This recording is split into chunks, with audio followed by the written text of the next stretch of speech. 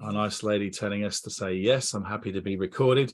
And welcome to the Adeption Chats. Just for those that are new to this, it is a very interactive session.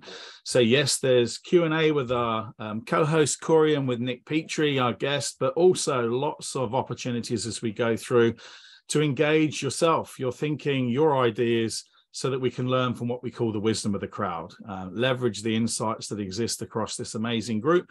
And thank you. Great to have you join the call. For those that haven't met me before, I'm Mark, English accent, but based in Auckland. And my co-host, Corey. Feel free to say hi, Corey. Hello, Canadian accent, based in Minneapolis in the US. Beautiful. And our I was going to say co-host, our guest today, Mr. Petrie, if you'd like to say hi. Hello, everyone. Calling in from Nelson. Phenomenal. Thank you.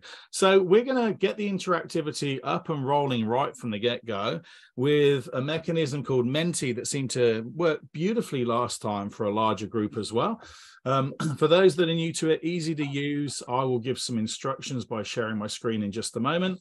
And the first not so challenging question is to find out where you're dialing in from in the world using a dot and a part of a world map. So we'll see how that goes. I'm just going to share screen now. Bear with me. Bingo. And we'll pop you on Menti. Hopefully you can see the instructions up on your screen. Thumbs up, Corey, that's there. Beautiful. And what I'll get you to do, once you've clicked in, pop the details into Menti and entered the code, it will take you straight to waiting for the presenter to move slides. And the next exciting slide for us all is to take a big blob and try not to decimate your whole country, but drop it roughly whereabouts you're dialing in from today, so we can see the spread and mix of locations dialing into the call. That looks like Roland's went straight in there to represent South Island. Thanks, Roland. Excellent.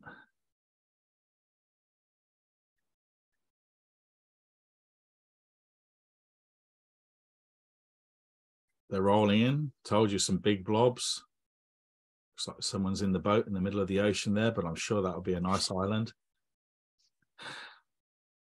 Excellent. Keep those coming. And for those that have already dropped in their pins to show their location, we're just going to take a moment now to connect in and find out how you're feeling, given that this whole session is around mindset, awareness, waking up, and getting a sense of how to manage ourselves and our emotions. So to help us to do that, please capture a word that reflects how you're feeling right now and in this moment. So just take a moment to connect in with yourself. There's a few examples on the feelings wheel on the right. The only rule for this one is no use of the word fine, okay, or good. Let's be a little bit more descriptive in terms of the actual session and how you're feeling right now this morning, afternoon, or evening.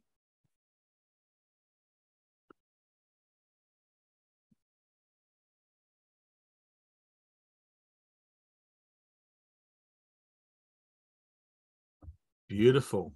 Getting into the interactive mode. Love how it's building up on the screen as we go. Once you've captured your word, and this next part's just for your own reflection, have a think about, so what sits underneath that word for you? How come you provided the word that you did? Are there a couple of factors that are playing into creating that feeling word for you right now? And just jot a note down for yourself as to how come you're feeling that way, just for your own reflection. Where are you at personally and how come?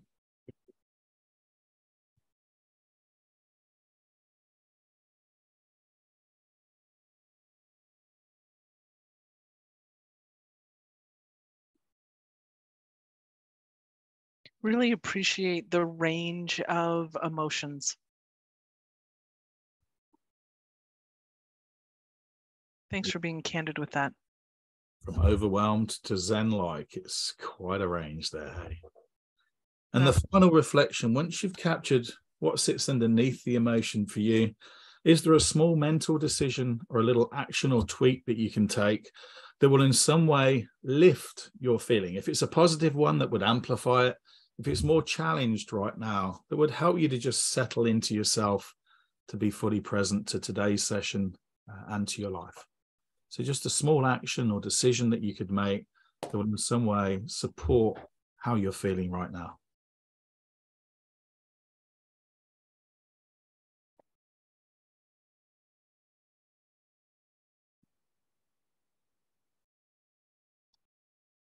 Market's not changing for me on the Mentimeter.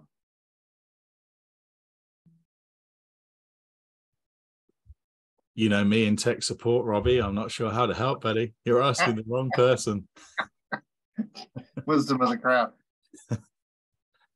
So just as you finish off that reflection, and Robbie, if you need to, just pop it on a piece of paper for yourself, mate, and hopefully you can still get an interactive session going.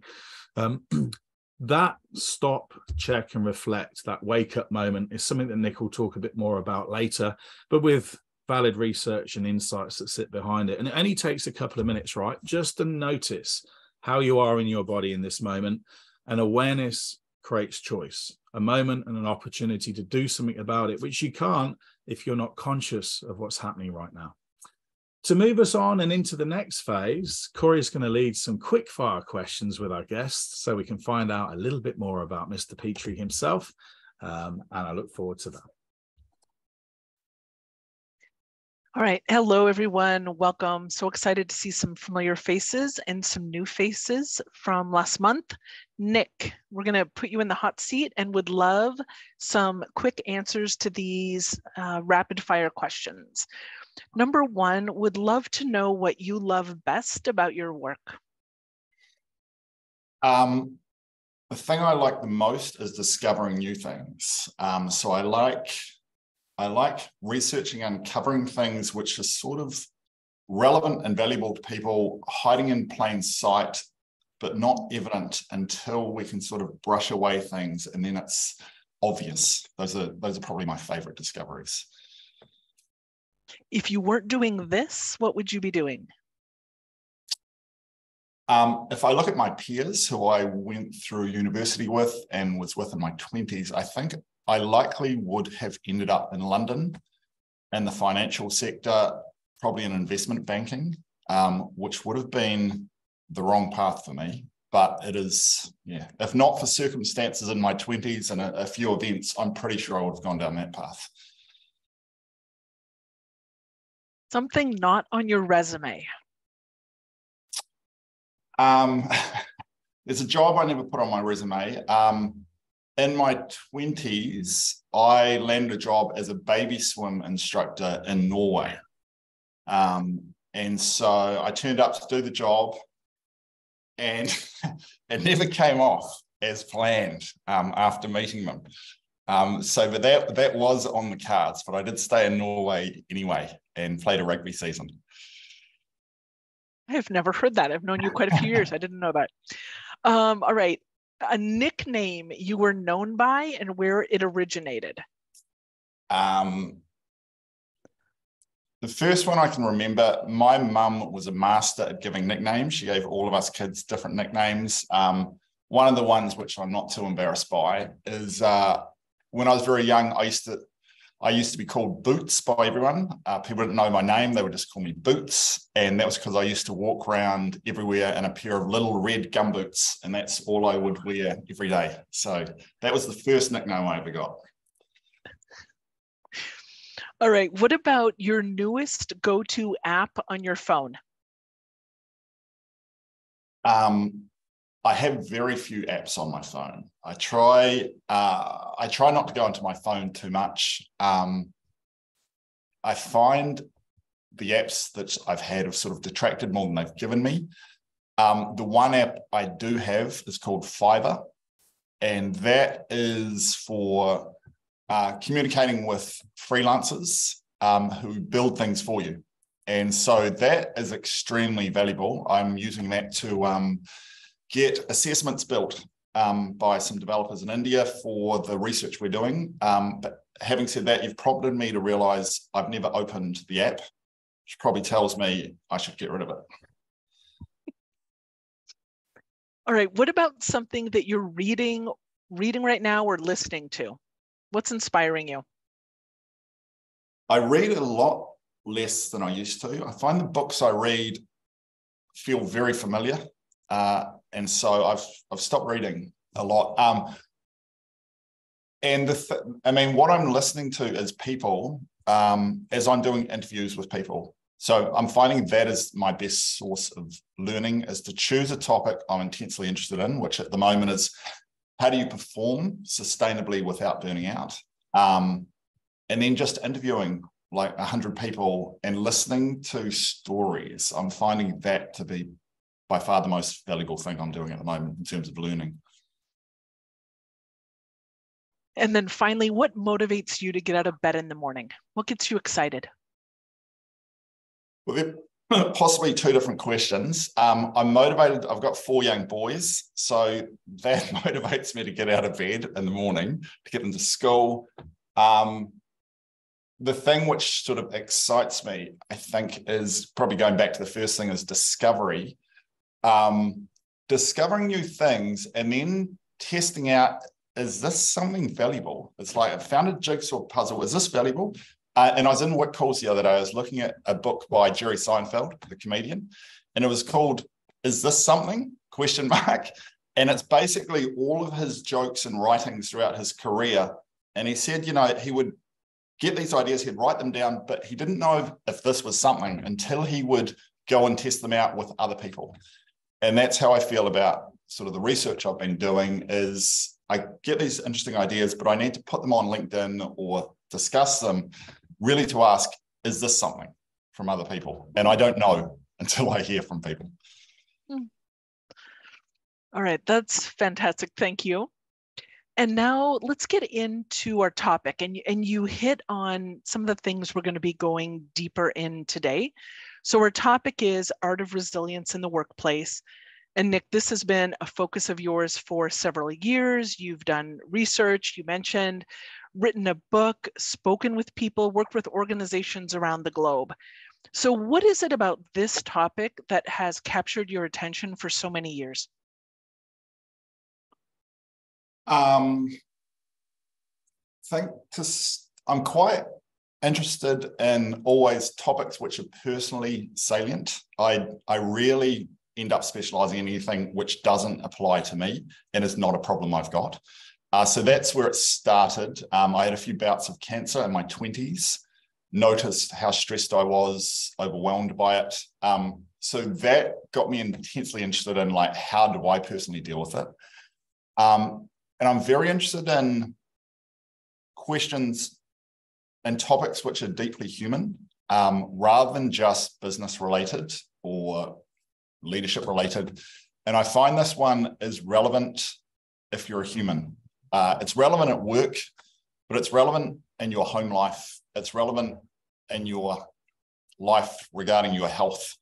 And so I find those questions the deepest and the most important to me. Therefore, I don't mind spending days, weeks, years exploring it, because it doesn't matter if I don't get paid for it in the end, because I know I'll get paid through learning about it. It was actually when you shared your story with me about having cancer and how this helped you think about that differently. And I remember you talking about it being like a record and how to scratch the record and get it out of a groove that inspired me and made me think that change in this space for me personally was possible. So thank you for that.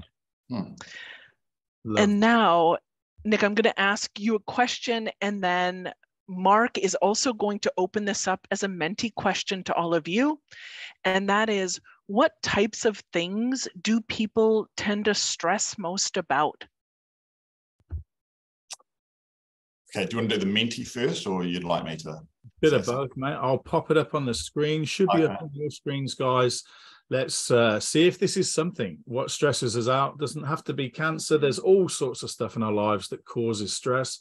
So for your perspective, what does create it for you and those that you know? And then as you're popping those answers in, Nick, would love to hear from you. What do you hear repeatedly from people in terms of what's on their minds and what causes them stress? Yeah, it's interesting. I think, when I do workshops like this, in workplaces, the assumption usually is it's going to be all work stuff.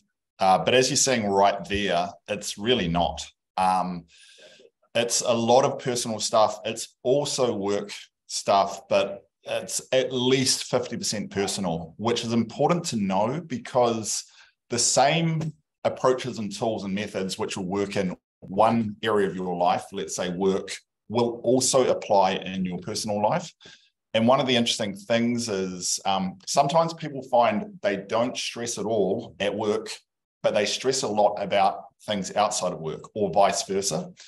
And the reason is because they apply very good strategies in one domain of their life, and then in the other domain, they do exactly the opposite. So people often know what to do, but they don't apply it across domains.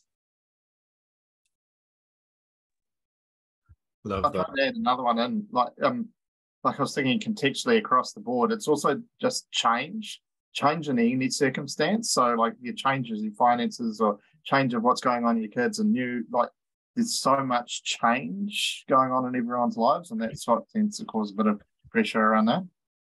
Yes, with the interesting sort of caveat that for some people who are going through the same change, they're not stressed at all. They're quite excited. They find it quite energizing, or they don't really think about it at all, which is the interesting thing, I think, in doing this work, which I discovered is it's hard to predict what people will stress about. It's different for everyone, which sort of leads you to think it's not that linear. The reason you're getting stressed isn't necessarily the circumstances, it's the parts that follow. Love that. And great segue, Rob, to the question I've got that leads on around these are things that stress people out, but there is a difference, right, between how people make meaning from that. The difference you talk about between stress and how people perceive it as pressure. So what is that difference, and why is it important to understand the difference between stress and pressure, Nick? Yeah, so one of the interesting things in the research, well, when you think about how we conventionally talk about stress, we say, I've got a stressful boss, stressful finances, stressful job, health is stressful. And this gets at the idea that events equal stress, or events directly lead to stress. And if that's your mindset, then stress will be inevitable because you will never get rid of these events. Therefore, you will be stressed. But in the research, which sort of I dug into from my mentor in particular, Dr. Derek Roger, one of the things that differentiated was between pressure on one hand and stress on the other. And pressure was external demand in your environment. Pretty much all the things you see up on screen. Pressure was external demand in your environment, and everyone has it. It's very hard to avoid pressure in your life. However, not everyone was stressed. And the question the researchers were interested in is why? Why is everyone not stressed if everyone's got these pressures? And the answer was to do with what they were doing with that pressure. Some people were converting it into stress and some people were not. And in that small piece there, you get sort of the key, which was certainly a key for me, of how can I live with pressure without turning into stress, particularly when my health was very important to me at that time. So that's my next question, Nick. What's the difference? What are people doing internally that either converts that external pressure into stress or doesn't? What do people do or not do? Yeah, one of the big findings from this research, 30 years of research at the University of York, was that the people who were getting stressed from the pressure were doing one thing in particular, which was making a big difference, and that was rumination. So rumination is thinking over and over about events from the past. Why did this happen to me? Why did I make that mistake? Why did I get sick? Or events in the future. What if this happens? What if that happens? What if I get it wrong? What if I fail? And attaching negative emotion and then churning over and over and over about it. So if you think about times in your life when you've been stressed, or an area of your life you're stressed about at the moment, just notice the extent to which you're ruminating about it. Or conversely, is there an area of your life where you've got a lot of pressure on you, but you're not stressed? Notice that you don't ruminate about that area. So the pressure is inevitable. The stress, it turns out, is not. That makes me intrigued. I know some people that seem to be lifelong worriers. It kind of is their default mode.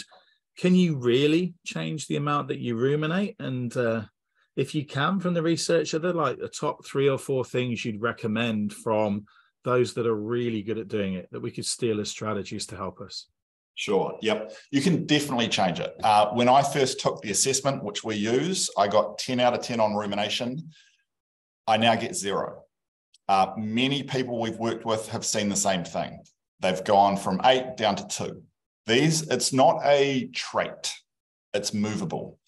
So some of the things which are the most powerful, the first thing is just being aware that you're doing it. I ruminated for 28 years without even noticing it was happening. And it was very bad for my health at that time. But as soon as I learned about it, and this is other people's experience as well, as soon as you've got a name for it and realize it's actually not good for you, you can name it. And so that's actually the first step. As you go out of here today, as soon as you catch yourself ruminating on and on, just stop. You go, hold on, wait. You're ruminating. You just heard this morning, you're ruminating. And it turns out that takes it from behind the eyeballs to in front. All of a sudden, it doesn't have you, you have it. And it gives you a momentary break in the rumination. So that's the first thing to do. Second thing to do is wake up. So the research has found we spend up to 70% of our day in a state called waking sleep. So this is when you're in this meeting right now, but perhaps you're dreaming about what you're going to do later today or what you did earlier this morning. And this is where all your rumination happens, in a state of waking sleep. Your stress, it turns out, is a dream you are having in your mind. So what do you do if you're having a dream? You wake up. So a good way just to experience this right now is I'll invite you to wake up. And how you do that is literally come to your senses. First, take a couple of deep breaths and notice what you can feel in your body at the moment. Right this moment. You can only feel it in this moment. Notice some sounds you can hear around you right this moment. Notice you can only hear in the present moment. And look at some colors or patterns that you can notice you hadn't really seen before. Do all 3 of those things at the same time right now. Look back at the camera. And look at the people on screen, and what you'll notice about them is they are wide awake. Often for the first time since the meeting began, you can see people are wide awake. When you are wide awake, you do not ruminate. So this is the second thing to try, is catch yourself in the next 48 hours, or if you're like me, for the rest of your life, and ask yourself, am I awake? Or am I actually living in a dream? Which is where most of us live. All right, those are a couple. Is there time for one more, Mark, or should we keep going? Yeah, crack into a third, mate. These are brilliant. All right. Give me one more, which is a really interesting one. I discovered more recently. I said I'm not reading many books, but I read this book called Chatter. And he's a researcher from the University of Michigan. And there was one just outstanding insight he had from his research in the book. And that was that when you ruminate and get stressed out, you usually do so in the first person. I'm doing a crap job here. I'm feeling nervous. I'm losing the group. I don't know if I'm going to be able to do this session. I don't know how it's going to go. In the first person, we talk to ourselves when we're ruminating. He pointed out when they got people to shift to the second person, you can do it, Nick. Come on, you've done these sessions 100 times. You'll be fine. Take 2 breaths before you start the session. Do your preparation and you're going to be fine. There's a change of voice and there's also a change of content. The way you talk to yourself improves vastly. And you can go even further, which is third person, where you speak to yourself as in Nick is getting a bit nervous at the moment. He's doing a new session he hadn't done before, but he'll be fine. Nick always comes through when he does these. Now, it sounds a bit weird, but when you do it, what's amazing is it takes no mental effort. That's what was powerful. It took no extra mental effort. It's not willpower. It's just a change in tone. So I'll invite you to do this just for a moment. Think about something you've got going on, a problem you've got, and just talk to yourself at the moment. Turn your camera off if you want.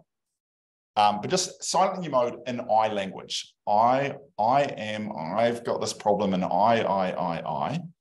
Notice the tone and the sorts of things you say to yourself.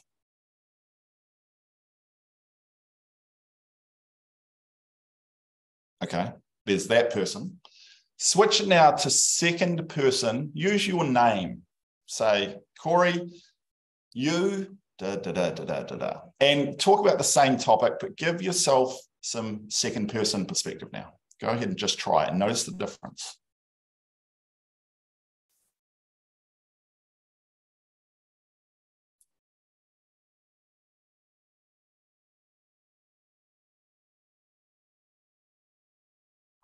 Okay, pause there. Just notice the switch. Notice how much energy it took you, virtually nothing. And know that that resource is available to you all the time. Try it out in the next 48 hours. I've started doing it to myself all the time. It's amazing. Small thing, quite a big shift.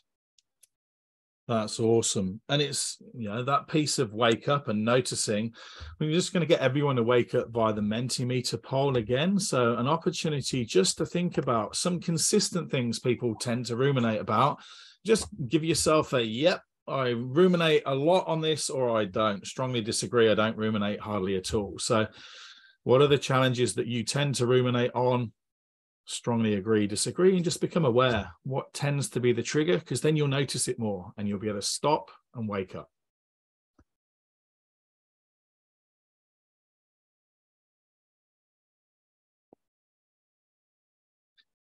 As those reflections come in, Nick, which will build up over time, just have a think. Any patterns that link to your research, any other things that resonate for you as a result once they come through.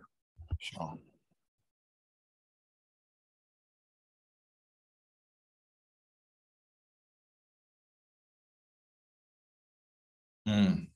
People pointing out that they see it in others. Common pattern. People often say halfway through a workshop, they'll come up to me and they'll go, "That coffee," and they'll go, "Nick, really good stuff, really good stuff. I don't need to be here, but my wife or my husband or someone in my team really needs to hear this. What can we do?" So it's often around you. So yeah. And a good thing to do is share what you got out of it. Don't go tell them, you know, I now know what's wrong with you. I've got a word for it. Talk about yourself and what you got out of it, and let them stumble on to their insights for themselves.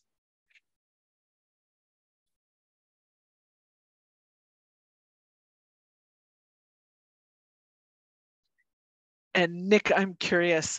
So in your work, do you find, are there certain industries or types of people that tend to ruminate less, who have this figured out? Some people in, I would say it's pretty universal, because I do this in a lot of different companies. It's pretty universal. People tend to work it out over the course of their career. It's not uncommon to say, gee, I used to ruminate a lot in my 20s. I ruminate less now that I'm in my 50s. Because they've worked out it's a waste of time. It doesn't actually help them. In fact, it's dragging them down. So we see that pattern a lot. You do see it in some extreme, I don't know if you call them industries, Navy SEALs, for example.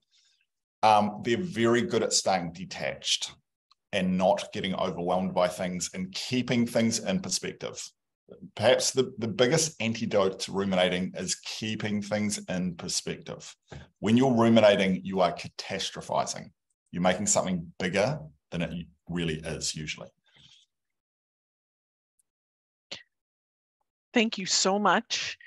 Now what we'd like to do is invite you to share with each other a tip or best practice for managing your rumination and thinking about Nick's definition. So it's thinking over and over again about events in the past or events in the future and attaching a negative emotion. So this isn't about planning or reflection. This is about feelings of anxiety, thinking about the future, and feelings of regret, thinking about the past. Mark is going to put us into breakout rooms. Thank you for staying with us and sharing your insights in the breakout.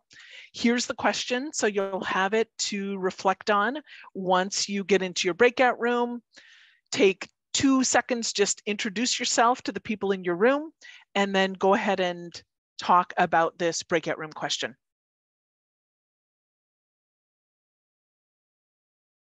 Off you go. We'll give you a nudge halfway through. See you on the other side.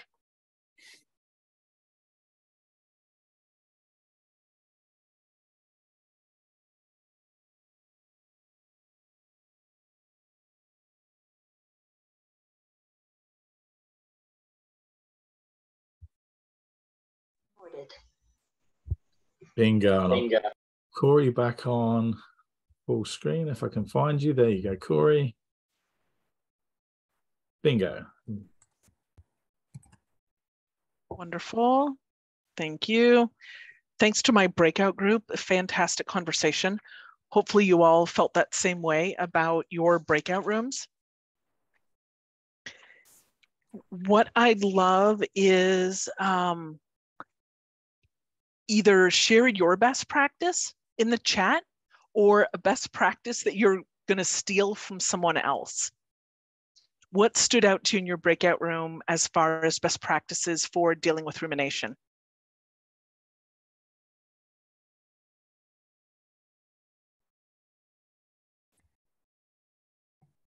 Thanks, Mark.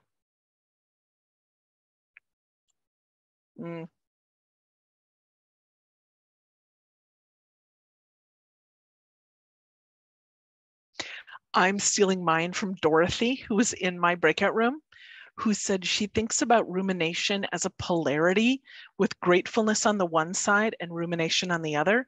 And when she finds herself in the rumination space, just leans into the gratefulness. That's the one I'm stealing.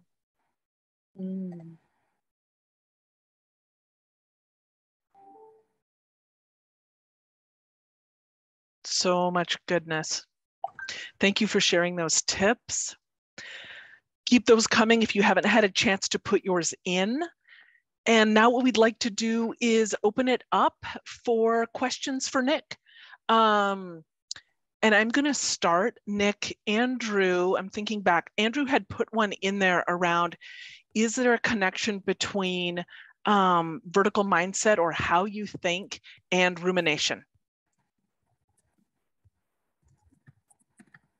Oh, I'm mute. Nick, you're on mute.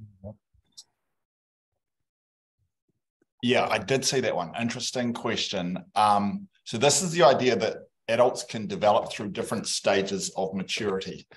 And we haven't done correlations actually on that. But what I see is at later stages, people tend to ruminate less. I've certainly seen it with transforming leaders. They're able to take a bigger picture, more detached perspective. And I can think of various CEOs, they don't get triggered by the small stuff. Whereas the CEOs I see who do get triggered, they're very much down in that expert mindset, down in the details, getting overwhelmed by things. So yes, I think it does correlate, but we haven't done correlation studies yet. Thanks, Nick. Next question, Jacob. Do you want to come off mute and ask Nick this question? Yeah, for sure. In my work with people and leaders especially, I found that the more purpose they feel in their doings, the less stress they get. I haven't found the proof in literature for this yet, but it's just a thing that if people really know why they do what they do, and then they have a tendency to focus so much of doing this that they don't have time to kind of like remove have all these thoughts running around their heads about everything else. Yeah. That makes perfect sense, Jacob. Remember, we're always telling ourselves stories in our head. And when we're telling ourselves a purposeful story about why we're doing something, that tends not to be ruminating. But when the story you're telling yourself is how resentful you are that you're having to do this pointless work, it turns into rumination. So whether you have purpose in what you're doing or not makes a huge difference. Rob. Kia ora.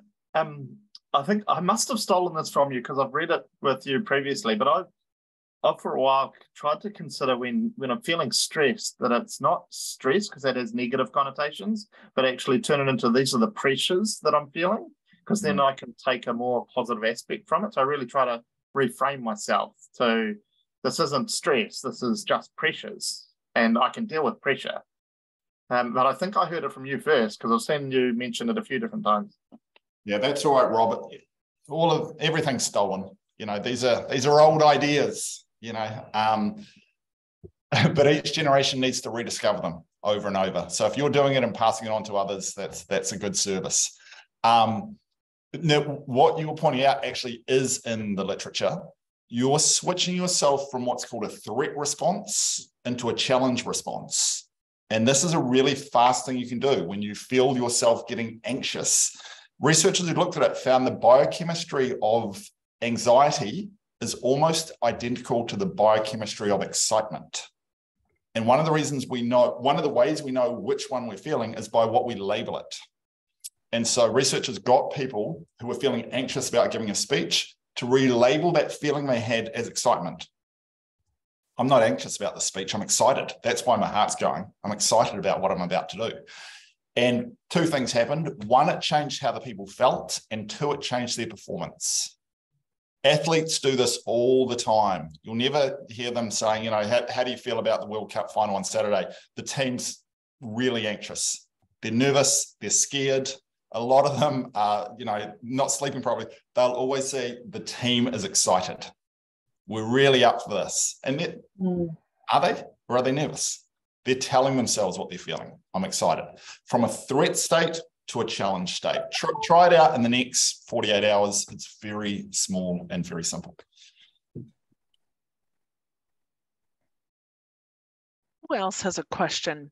Feel free to come off mute, or if you want to pop it in the chat, feel free. What are you curious about? Or just like adding to what Nick just said, Amy Cuddy has done a lot of research in these things, like how can you work the other way, like instead of your mind becomes your actions, then swip it around and make your actions your mind. So she says fake it till you become it, and she's basically working with all these different things that you can say and do that will start changing your mind. For example, just a simple thing as putting a pen in your mouth. That forces your mouth to smile, and that tells your brain that you're happy. Like it's the other way around. That works as well. And like having your arms up like that and all of this, these different positions that would actually help the hormone state in your body. So just adding to Nick's.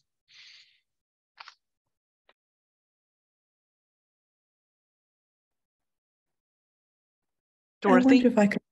I wonder if I could offer this. Hi, Nick. Hi, everybody. Thank you, Corey. You know, there's been a lot of talk in the world about something called polyvagal theory. And some people are really saying that we coach people where their nervous system is. So a very anxious person, you want to meet them in their anxiety and offer breathing strategies to move from threat to excitement. But the other thing that I always say, and I got this from a senior person many years ago, that the difference between excitement and anxiety is breath. And when people aren't breathing or they're breathing shallow, they will feel anxious and are not aware that it's the breathing. And if you could invite people to do longer breaths, 4 second in, 5 second out, and a practice of breathing when they get anxious, they will move to, if not excitement, something more centered, and then the excitement that they have agency and power. So how does that sound? Sounds wonderful for me. I just started doing it while you were talking, Dorothy. Thank you for that. I'm sure others did as well. So that's interesting. So Dorothy's talking about another way into yourself, which is through the body. What we saw with people who were able to keep their ruminations levels down is they had a number of different approaches in their toolkit. If you've only got one thing that you do when you're feeling stressed, it might work some of the time, but it's unlikely to work all of the time. The more techniques you've got in your toolkit going in through the mind, going in through the body, going in through the senses, the more likely you'll be able to handle the different pressures which life will throw at you.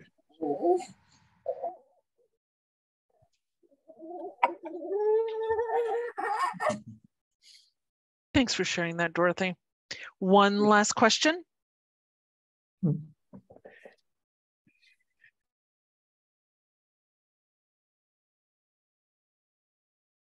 I've got another one that I do that I'm interested to hear your thoughts on around how I have multiple screens, and when I get in that like real pressure state, I either actually change my station so that whether I flick the screen around to be landscape or portrait, or I'll go from a sitting to a stand. I try to actually break myself to change.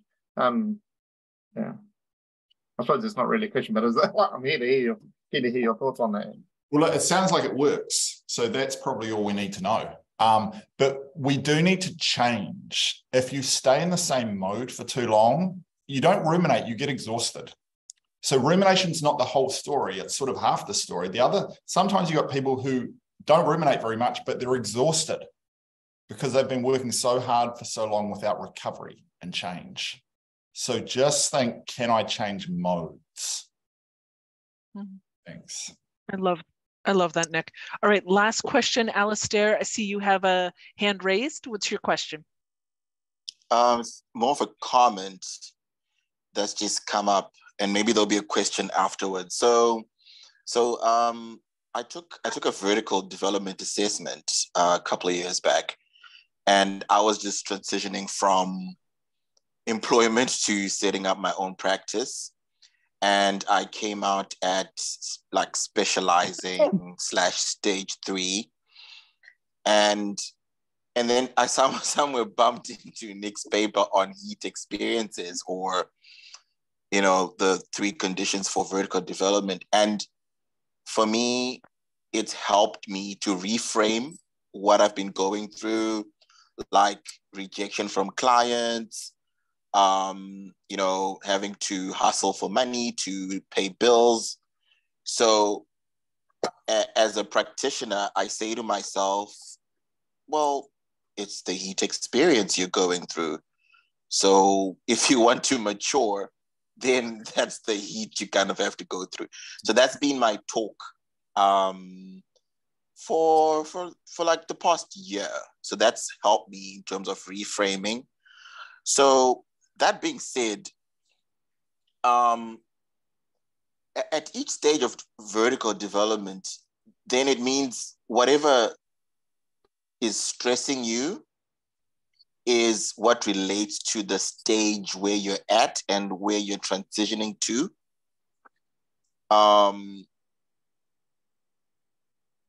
Is that not would that not be a way to sort of summarize how we can help clients in terms of surviving burnout? What I'm trying to say is somebody at specializing in achieving, they've got different existential issues to deal with that are causing them, that burnout. So like for me, it's obvious, like I need to meet the target, I need to, get revenue. Somebody at a later stage might not have that issue. And that's what's shaping, how they making meaning of the experience. Yes. I'll just point out 2 things which were interesting about what Alice said. At the end, when he said, I need to make my targets, I need to do this, I need to do that, he's talking about when he's stressed, he's in the I first person. Earlier, when he was talking about, he said, if you want the development, you need to go through the heat experience if you want to mature.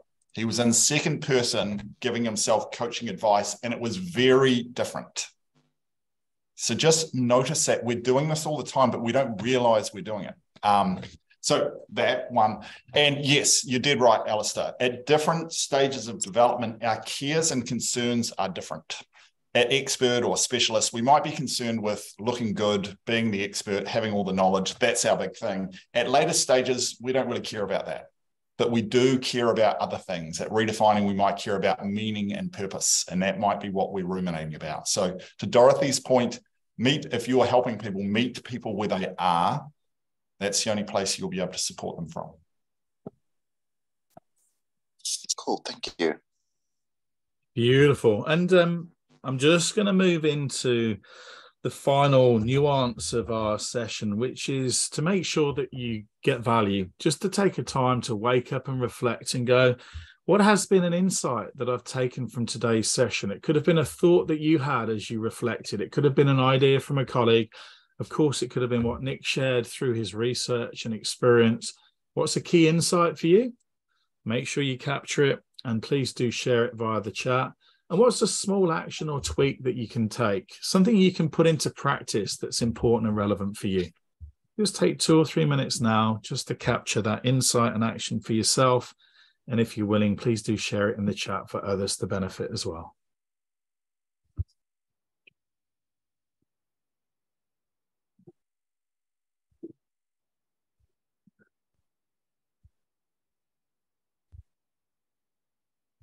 As always, there's exceptional wisdom in the crowd. Do have a look through the answers, still with pride. Often new ideas for us may be easy for other people. Everyone's time has come for their idea, so just have a look through. There might be something in there that's new to you that could be really helpful. Steal it, use it, leverage it.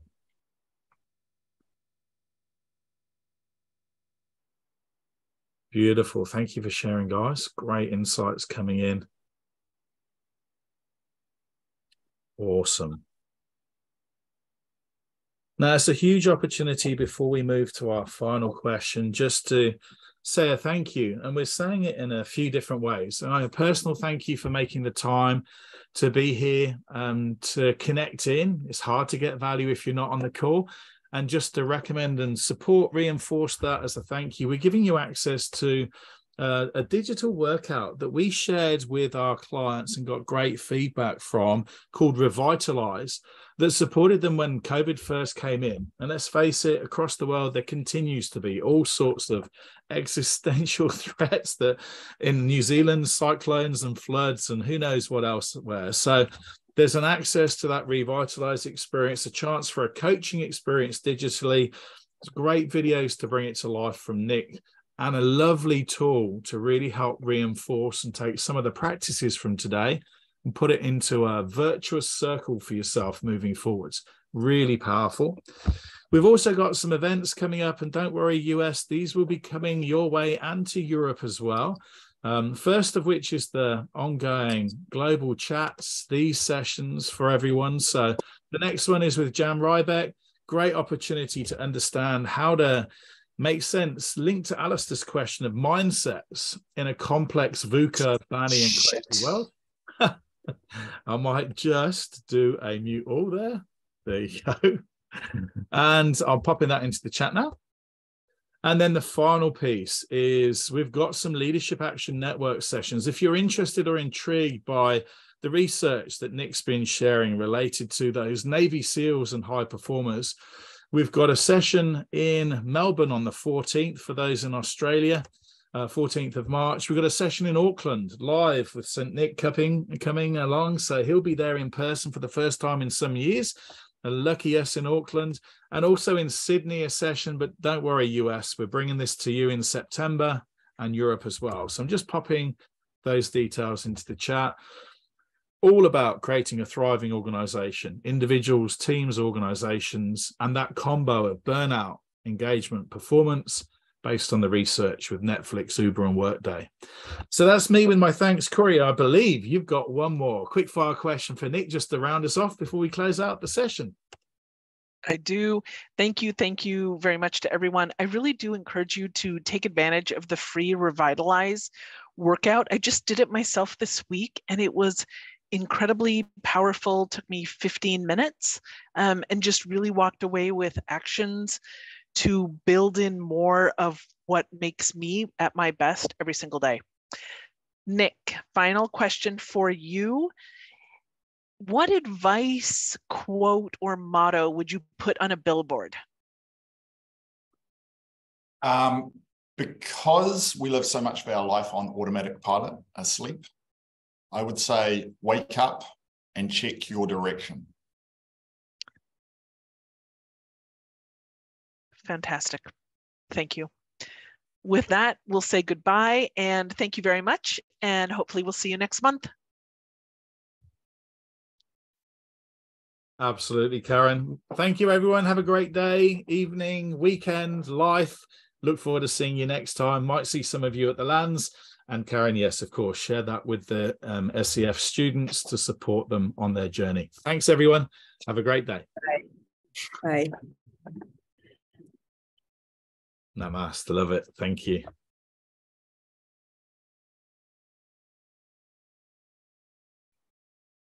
Marn, thanks for bringing the 6-week-old baby to the breakout.